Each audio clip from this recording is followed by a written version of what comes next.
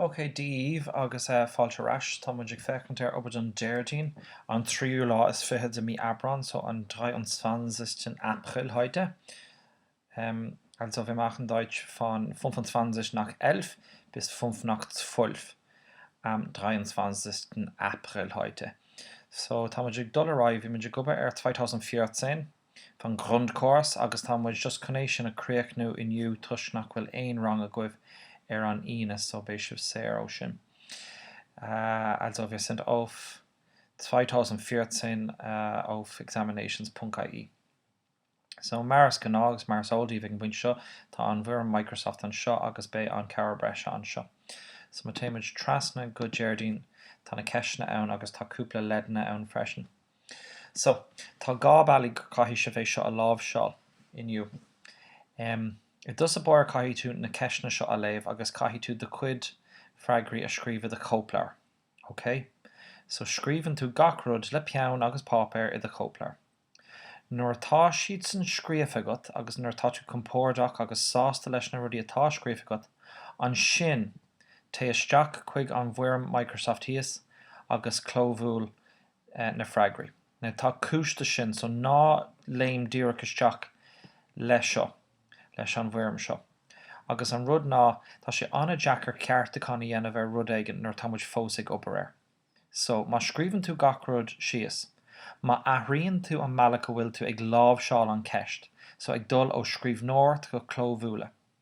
Tugann sé sus beag do ceann agus do dinsin, agus an sin athnóid tú botún nó faibanna agus tú ag athrá agus ag ascríomh nó a clómhúla in á rire an freagra. So, feici tú nuair tá tú ag curradí ag gló, béidir athnóid tú go bhfuil patrún mí ceart, nó go bhfuil focail mí ceart, nó go bhfuil ceann litir in asnamh ó anamachal a scríomh tú, ach tugann tú faoihearra agus tú ag clómhúla ag go bhfuil an ceann litir sin ag tastal. Agus ba cóir tríd an phróisis seo, go mbeadh tú ag denmh dul chun cín leat féin, sulla churann tú an rud sin isteach. Now, bhí faibanna a gom le Microsoft Forms agus thug mé faoi ar go raibh mise ag úsáid an legan mí ceart don firm. So leis an ceann seo, bé mé an ann ceartacán a dhéanamh díreach ar an leathnach seo, agus an sin is féidir lom den an aiseola sin a cheola cuamh in anna trí riomhfost. So tásúla gom go oibreoiste sin má oibríonn sé, iontak oibríonn sé, muna oibríonn sé, bé orm copy and paste dhéanamh agus é a cheola trí riomhfost mar rinne mé thar mrise libh.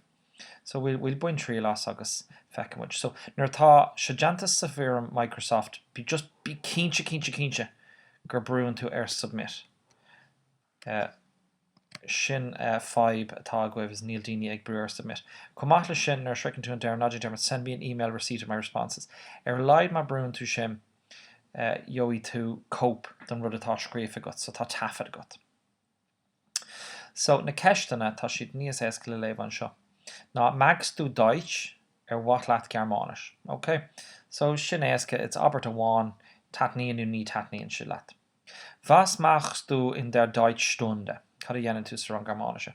So, I mean, caithí sibh se ar leiad aber te waan a scríomh, ach tá spándum go bhfuil sibh níos fearna sin, cos tá sibh níos fearna sin. So, was machst du in der Deutschstunde? Well, you know, ich lese, ich schreibe, ich höre zu, ich mache Tests oder Prüfungen, ich singe, ich zeichne, ich lerne. You know, denan si bheith lán rudí sa rangan na Germanische, na rangan na Germanische. So just be cínse gur churann sibh liste de sais éigen le chéile in una díreach rud amháin. Wie kommst du zur Schule? So, tá seo isteach na nudna. Wie kommst du zur Schule? So, ná den dermid rinnemerge é seo inné. Wie kommst du? Ich komme. So, tá muid ag dul ó tú go mé. Ach, nuair tá tú ag dul é áit le chorus umper, taistalíonn tú mit. Alright? So, má tagann tú leis an car. Ich komme mit dem Auto zur Schule. Má tagann tú leis an train. Ich komme mit dem Zug zur Schule. má tá tú ag teacht leis an ruthair is fearra mit dem Rad zur Schule. Má siúlann tú is céthe zu Fuss zur Schule. Sin an rud atá ag tastal an sin. Ach just bí comach leis an ceann sin. Hast du eine Kantine in der Schule? So bhfuil Kantine got in der School. So an sin, oh no, lei mé haar an ceann is tráige, Broner, Maleska. Was trägst du in der Schule? Cad iad na héadí a caitheann tú ar scoil. So sin bríthar nabhréalta, tragen. So it's trägst und trägt le du und le RZS. Ach tá sé réalta le is. So was trägst du sin ich trage? So bei Sibse gra ich trage eine Uniform in der Schule. Ich trage agus an sin is féidir le chuirsí is ceartaí anna faoi na héadí atá á caithfeá go mar éidir scoile. Was hast du eine Kantine? Well, ja, hast du is féidir leat é sin a ragart le ich habe. Ach, tá sé níos deise rá es gibt. Ja, es gibt eine Kantine in meiner Schule. Agus, oh ja, sin an rud, like, nuair tá dain an sin is mein sa freagra. An sin, an cé ceistel, was isst du in der Mittagspause? Cad éan tú ag amlón? Well, sin an bríthar essen. So, was isst du? Sin ich esse. So, ich esse, agus an sin liste, das na rudi éan tú den Mittagspause. Was machst du, wenn du zu Hause bist? Now, chur mé seo seach. Tá an struchtúr seo jackar. Tusk gohfuil an fóchlosel an sin. So, was machst du, wenn du zu Hause bist? Wenn ich zu Hause bin, because sin an bríthar sein, ich bin, du bist. Wenn ich zu Hause bin, tein an Komma, hier haben wir ein Komma, is steach an sin, so tá sin fiúntach ní féidir leat an structure seo dhéanamh gan an comma sin, gan an commóg. Tagan an bríthar in ní é sin. So, wenn ich zu Hause bin, bríthar, agus an sin leanann tú rá leis an aber. So, fécar an sapla. Wenn ich zu Hause bin, sehe ich Netflix am Fernseher im Wohnzimmer. So, da rud é nach raibh an písa seo ann. Bheadh sé, ich sehe Netflix am Fernseher in dem Wohnzimmer. Ach, tuis go ag tosú le wenn ich zu Hause bin, tá an bríthar just ag buga. So, beidir lean nó cópáil an struchtúr seo agus tú ag scríomh an freagra. An sin, was für Musik hörst du gern? Ich höre gern Rockmusik, Popmusik, Jazzmusik, es kommen nie me gir an Irnia, tá me gir germanisch ceart. Was für Geschenke möchtest du zum Geburtstag? Ich möchte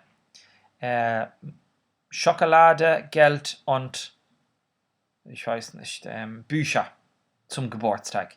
Tá sé cóbanúsach sin, dúirt liste de trí nó ceithre rud atá ag tastalhait don Bl3. And then, bist du oft auf Facebook oder Twitter? Ich bin oft auf Facebook oder Twitter, oder ich bin nicht so oft auf Facebook oder Twitter. Agus má tá tú géirí pointe breise ar sin, cur rud ag na déanann tú. You know, ich bin nicht so oft auf Facebook, aber ich liebe Twitter. Aber ich bin nicht so oft auf Twitter, aber ich liebe Facebook. Oder, you know, ich bin nicht so oft auf Facebook und Twitter, aber ich habe Instagram und TikTok und sie sind sehr gut. Rud éigean mar sin. So arís ná jammet, scríomh síos de cuid freagraí, an sin cur ag gló iad, brú send me an email receipt, agus brú submit. Ba cógur tógan an próséis omláin sin trucanóméid. Agus tá sé caint faoi 10 nóméid ag scríomh, 10 nóméid ag clómhúla, taréis 10 nóméid a caithfeadh fécant ar an bhí an seo. Sin an méid agus ná té thar sin lebardul. Alright, so sin é den you be mé ag leabhart libh ar an luan, so go nairi libh ó fiadar